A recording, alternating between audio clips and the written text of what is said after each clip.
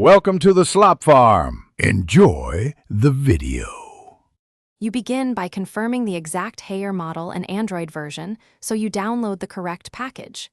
Next, connect the TV to a stable Wi-Fi network or plug in Ethernet. This reduces failed downloads. Make sure the remote has fresh batteries and the TV won't lose power mid-update. An interruption can brick the device. Once everything is verified, navigate to Settings and select System Updates to check for available firmware or security patches, and start the download. Once you tap Check for Updates, the TV will query Hayer servers for firmware and security patches. Review the version notes so you know what changes.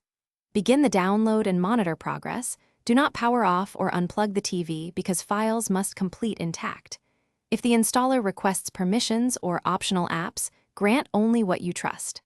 After download, the TV will prepare and prompt a restart. Allow it to reboot and apply updates, without interruption, to complete installation cleanly. After reboot, check settings about to confirm the build number and date to ensure the update applied. If the TV fails to boot or enters a boot loop, make sure you tried a simple power cycle first. If that fails, boot into recovery to wipe cache or perform a factory reset. This often resolves conflicts.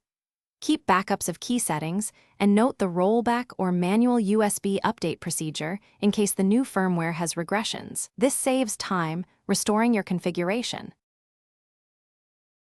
Thanks for watching. Consider subscribing if we helped you today.